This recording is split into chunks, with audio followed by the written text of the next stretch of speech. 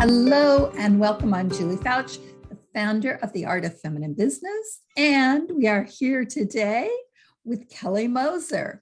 Kelly is, y'all, she's very cool. You're going to really love it. But let me tell you a little bit about her. She's a coach and she's a strategist for purpose-driven entrepreneurs, as well as the host of her own podcast, The Aligned Success Show. So after you listen here, go listen on her show as well. And that show is actually a top 2% podcast. Kelly, a corporate dropout and former startup strategist. Try saying that 3 times fast. Kelly helps entrepreneurs master the alchemy between spirit, science, and smart strategy so that they can step into embodied leadership and thrive in business and beyond. Welcome, Kelly. Thank you so much for having me. I'm so grateful to be here with you today. Oh, I'm so excited to get to talk to you. And I was really happy when I saw your name pop up on my calendar this morning. So I'm really happy to have you here. As we jump in, I'd love to hear a little bit about your story. So what brought you to this place? Oh my goodness, where to begin? I guess I'll start at the very beginning. So in my childhood, I unfortunately went through a very difficult trauma, losing my father at a very young age in a very traumatic way. And I actually lived the first 21 years of my life with undiagnosed post-traumatic stress disorder. And I had no idea, but I just thought everyone else's brain worked the same way that mine did, was always anxious, was always feeling unsafe. I didn't realize there was anything unusual about the way my brain functioned. So the way I kind of coped with all of those anxious feelings throughout my childhood was achieving as much as I could and staying busy and going and doing. And when I graduated from college, I moved to New York City, which is like the capital of doing. Yeah. the most, stressful place in the world for someone who has a dysregulated nervous system, which I didn't even know what that was at the time. But I entered the corporate world in a very sort of competitive job and was doing the thing that I do best, which was achieving.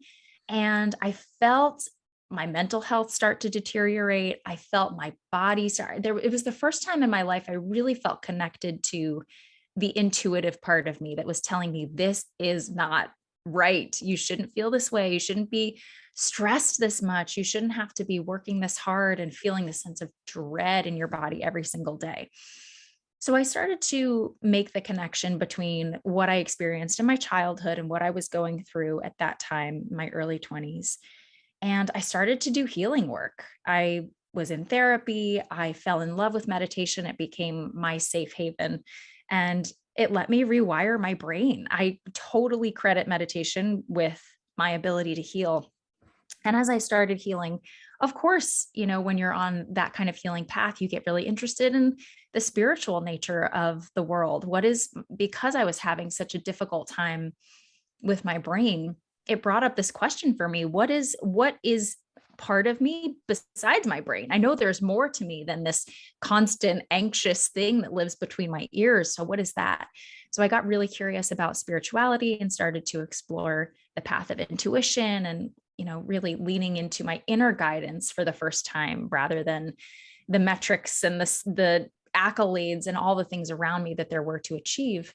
And slowly I started kind of finding my way. I found my way out of corporate into the startup world, which was stressful, but there was the lifestyle was a little bit more flexible, and that felt really good to me. I was like, wow, this is a huge change. My soul feels a little bit liberated here. I'm doing work that feels really important in the world. And I was growing my own business at the time, which started as a very small side hustle that I would fit in, nights and weekends during my startup job. And I was helping people connect with their spiritual side, with their intuition. I was helping them meditate. And it was so fulfilling for me. I loved it so much, but I never thought it could be like a thing that I did for my whole week. But I started growing that little baby business and started to have a little bit of success. And then, of course, the universe gives you the kick when you're ready for it. And my mom got very sick in the beginning of 2020. And I had grown my side hustle. Now it was something quite more than a side hustle, but I was holding on to my stable startup career. I didn't want to let go. And when my mom got sick, someone in my family needed to be her full-time caregiver, and that person turned out to be me. So I walked away from my startup job, did nothing but take care of my mom for 6 months. And when the time came to like go back to work, I was like, I can't do it. I'm going to give, my business every chance in the world. And from there, it really started to evolve from just pure spiritual coaching really into more strategy for business owners, because I had that strategy background. And I found that my other friends that I was making in this space were asking me questions about business. And I found that if I married those two things, and I'm sure you and I have a very similar set of passions here, it felt so natural and it felt so exciting to use both of those sides of my brain and both of those sides of my energy too. So that's how I got here. A long and winding road, but it's been so fulfilling and I've just learned so much. I think that that's pretty common for most entrepreneurs who are doing their soul work. It's that long, windy road that brings us here. Talk a little bit about this combination of strategy and soul work and how you marry the two of them.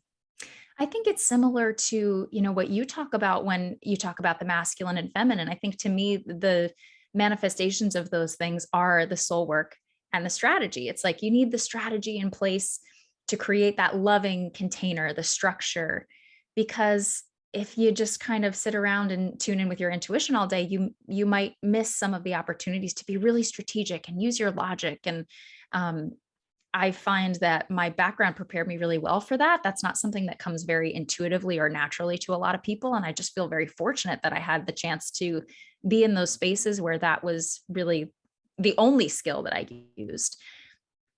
And then when it comes to the soul work, that's just knowing that no matter what strategy is working for everybody else, it might not be your strategy. You can create your own path that is totally built on what your soul really wants you to do and your unique natural gifts. I think what I'm noticing a lot is how resistant we are sometimes to follow the strategy that is most in alignment with our natural gifts because it feels too easy. Must not be valuable, right? Right. It feels like an unfair advantage sometimes. And when something feels like a little bit unfair, our brain tells us that that's not ethical or that's not the right way. And so the brain piece comes into it too, because your brain can either be your biggest ally or your biggest liability. It can really be an asset or a liability. So finding the kind of happy friendship between those three things, I think, is so important. How I'm just fascinated by this brain thing because, we are not born thinking if it's hard, it's good. And if it's easy, it's bad. And if you look at little kids, they always choose the easy route, right? Unless they're like maniacs, like one of my granddaughters. It's like, would you like to walk in the door? No, I'd like to climb over the wall, please. But that's just because she's testing herself all the time. Yeah. And I think that, what happens is we are taught from a very young age that it has to be hard. Yeah. Like, in school, I'm a good student. My brain works the way the school system is designed. And so, I'd always hear go study and it would be like, why? I get A's, but you're not working hard enough unless you spend a certain number of hours studying. I'd whip out my homework on the school bus on the way home and then, well, you better go study something else. And I think that I love this idea of how do we disengage that belief system? How do we unhook those neural pathways so that we can actually believe the easy way is the right way for us? Absolutely. And what you're saying is so true. That's definitely where we learn it. I also recall I was an excellent English student. I was great at writing, but the conditioning was I spent all of my free time getting just good enough at math because I was really bad at math. So instead of being given the freedom and the runway to say, you know what, you're a great writer, let's spend 5 hours a week of your extracurricular time getting you, turning you into a fantastic writer. Instead, I spent those 5 hours getting just good enough so I could pass math and driving Right. myself crazy because there's this standardized approach. You have to be well-rounded. I do see the value in being well-rounded, but I think the trade-off sometimes is that you really don't get encouraged to do the thing that you're already naturally so good at. So then you spend the rest of your life saying, well, I have to be more well-rounded. I'm already really good at this thing. I should try, let me bash my head against the wall, getting just a little bit better at this other skill set where I don't really feel like that's my natural talent. I also, as we're relating this to kids growing up, I think there's this tendency towards it has to be done a certain way. So when we think about math, I have one kid who was really good in school. She's the one who's a lawyer today, has her own law practice, really good at school. I have three others who were not. And my oldest son, like he could barely get through a math class, but he played soccer the whole time. He could, if you had put math in terms of how do you get that soccer ball from this corner into the net, he can figure any formula you want. So interesting. And I think that we do that in business too. We're like, oh, well, I could like play soccer and win all my clients, but the world says I have to do a webinar. So I'm going to sit down and do a webinar. That's right. Wishing that I was outside, like in nature, just talking to people. And I think there's this place where we need to start recognizing, why am I doing this? Because someone else tells me I should.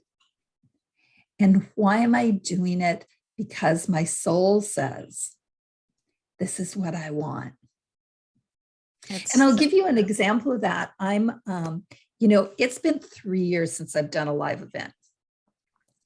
And live events are the enrollment event of the year. For those of you who don't know this and you're going to live events, there's going to be an offer made because that's the enrollment for the year and the business runs off of that. Well, when I said to my soul, to my record keepers of my business, I said, hey, guess what? We can gather again live. They said, don't do the live event. Can we just do a community retreat? Can we not make it a big deal? Can we just pull everybody together? Can we heal after the 3 years we've had instead of doing a production? Mm-hmm. And I felt like, oh. And I said, yes, that's what we're doing. What do I believe the outcome will be? I don't know because I'm being guided, right? I don't have to have all the answers. That is such a relief. Absolutely. Absolutely. Because when we force it, we're only going to get like maximum 75% of the result. I really don't believe that if we are pushing against that inner voice or pushing against that inner authority, we have to wrap our heads around the fact that whatever result we create from that, even if it's good, it's not as good or as potent as the result that we'll create when we're really listening and really following the instructions. Exactly. So I want to switch things up a little bit because I have a question. I know that you deal a lot with shame with your clients and the places shame hides in their business. So share a little bit about where shame might be hiding. Oh, such a good question. And why that's important. Shame is very sneaky and it can trick us into thinking that it's a lot of other things. And a lot of times the resistance that we're feeling, the undercurrent, if we really dig deep and really get introspective and ask ourselves the questions, it points to shame. And one place I see this a lot, so I work with a lot of service providers, healers, for example, their brain will hold on to an experience they had with a client. Sometimes it's recent, sometimes it's years ago, when the client didn't come away with the results that they were hoping for. And the person thinks that they've processed that and let it go, but every time they go to speak about an offer or mention, that they have something coming up that they would love for people to join, that person pops into their head. And that experience of feeling disappointed with the way a client relationship turned out, or disappointed with the results that I'm using my quote fingers right now, could or couldn't provide for someone, because of course we create all of our own results. But when you're the facilitator, when you're the healer, when you're the practitioner, if you don't create that separation between me, my business, my client, those boundaries can get very murky, and it can become, this client didn't achieve what they wanted. That's on me. That's my fault. And of course, we learn, we grow our skills, we sharpen over, the years that we're doing our work. We're growing and learning and becoming better at what we do all the time. But we don't forgive ourselves for that one client, like sometimes years ago, that didn't turn out the way that we would have really liked them to. And that ghost of that person kind of haunts us. And a lot of times when I'm, sitting with someone and they're just feeling stuck, they're feeling like, I want to get out there and talk about this offer, but I can't. I say, okay, who's the last client that didn't, turn out the way you wanted it to? And how often do you think about that person? And they're like, how did you know I still think about that person? Of course you do. And it takes it's really a self-compassion thing to say, you know what? I did the best that I could at that time with the tools, the knowledge that I had. Maybe it didn't work out the way I wanted it to, but however it ended was exactly what that person needed. And I have to trust that. Yeah. And I learned something from that experience. Maybe I learned a different approach, or learned something that doesn't work that I don't do anymore. And we don't let ourselves learn and grow and be okay with the way things turn out. And sometimes we really let like a ghost of one client determine and block us from getting back out there with our magic. Yeah, I agree. And one of the things I see is, and I even experienced this a little bit myself, is there can be 8 clients saying, oh my gosh, you are the best thing I've ever experienced. I grew so much. And then you go back to that one 5 years ago who said, you're a snake oil salesman, every time. And you can have, 8 people in front of you saying, I love you, I love you, I love you, but you're going to pay attention to that voice from many years ago. And I see this happen all the time. And for me, if it pops up for me, I always have to remind myself to respect that person's journey, that their results are because that was the journey they're on and that's what they needed. So what do you do to help your clients get through that? I really ask them to review what they learned from the experience and to acknowledge that their approach now might be so different, and to really let them and encourage them to acknowledge the evolution of who they are, because that experience, if it's still sitting with you, it impacted you in some way. So to be able to really go back and look at, okay, this did impact me. Here's what I learned about myself. Here's what I learned about control. That's usually a really big theme that's coming up here. If we're still thinking about someone because we didn't get them the results that we wanted them to get, there's some sort of control dynamic. I want people to have the experience that I want them to have, instead of, to your point, letting them have the experience that they're meant to have.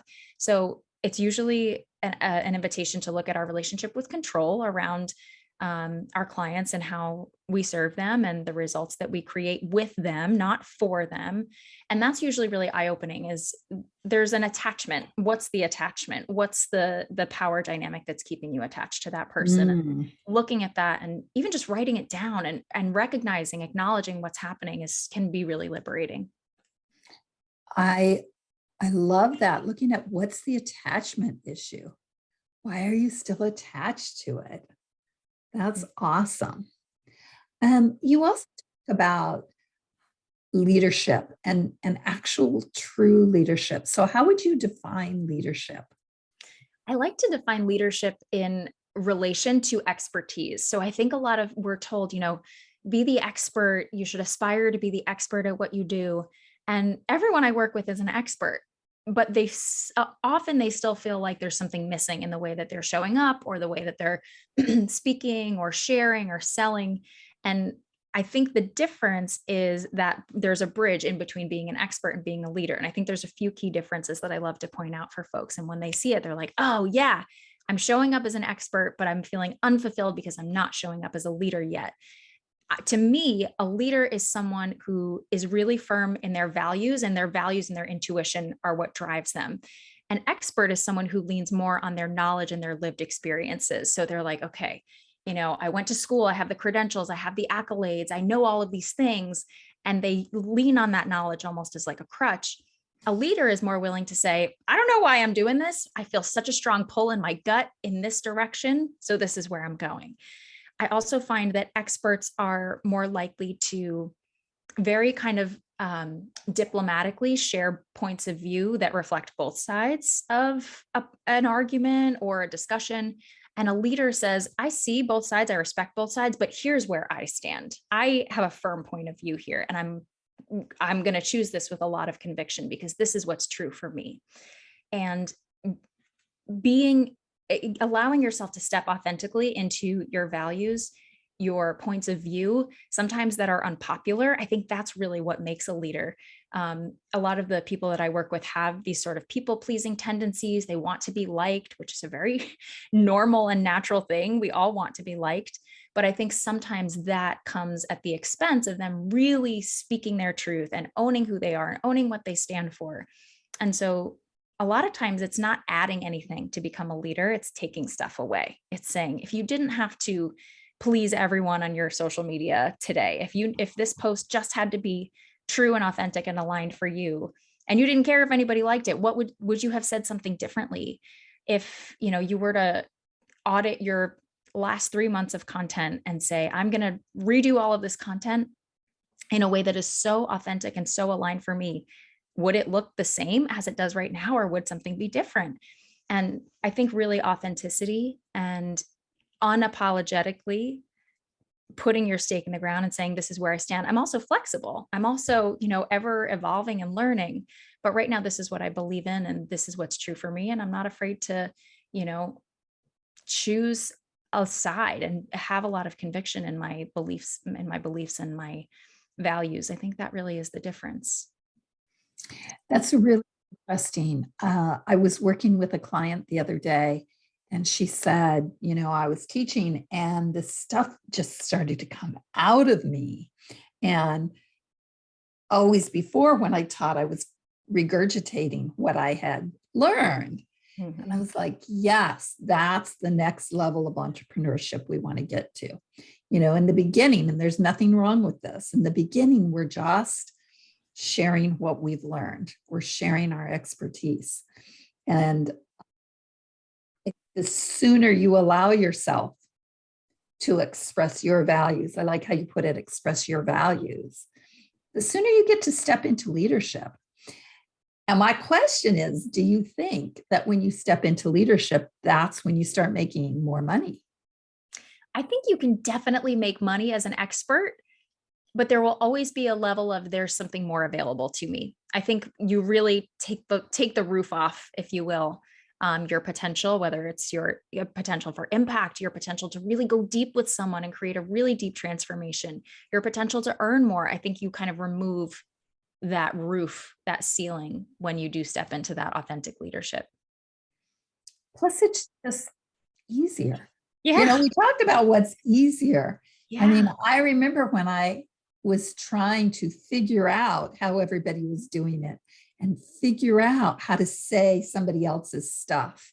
And it's just really easier when I drop in. Of course, my ego has to get out of the way because otherwise it gets super messy.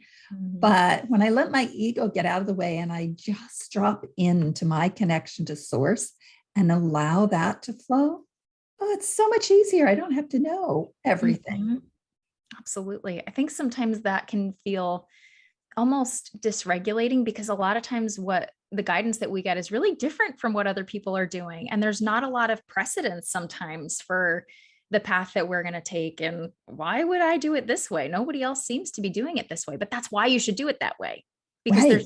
it's not that everyone else has everything figured out and you're the dum-dum that hasn't figured it out yet. It's that everyone's doing their best to try and find their most aligned path. But just because 100 people around you are doing it doesn't mean it's the best way. It certainly doesn't mean it's the only way. And it definitely doesn't mean it's your way. Yeah. Yeah, exactly. So you have a free gift you are offering people. Talk a little bit about your free gift. I do. So I created a massive database of resources that are meant to really support entrepreneurs in their self-care, their spiritual care, and their nervous system care. And it's called the Tiger's Eye membership. It used to be a paid offering, but I promised my community that if my podcast, if they could help me launch my podcast in the top 20 charts, that I would make it free for everyone forever. And we did that. So now it's free, which I'm really so stoked to be able to offer it for free. And it's packed with meditations, journal prompts, readings, energy forecasts, amazing, and truly incredible library of guest workshops on everything that from, manifestation to astrology to human design. It's just really a one-stop shop for that soul hug that every entrepreneur needs at the end of a long week. So would love for everyone to come and enjoy that really, really robust resource. And it gets updated every single month. Awesome. And we will put the link to that in the show notes. And if people want to get in touch with you, know more about your world, where can they find you? Instagram is the place where I hang out the most. You can send me a message at kelly.moser. My last name has 2 S's in it. And I would love to hear what you took away from this episode. And I'll send you a little voice note back. Awesome. Thank you so much for being here and sharing your wisdom. I think it's fascinating, the work you do. Of course, it's really similar to what I do. And so it was nice to get that touchstone and the little different perspective on things. I always love seeing the little different perspective. It makes my work richer, and hopefully does the same for you. And I think it does for our listeners as well. So thank you so much for being here and sharing. Thank you so much for having me, Julie. And come back next week. We'll have another great episode. Thanks for joining us. Please subscribe and leave us a review to get more great episodes for empowering your business the feminine way. And join our community on Facebook at Feminine Business Magic for Soul-Centered Women Entrepreneurs, where we celebrate feminine success and brag with regularity.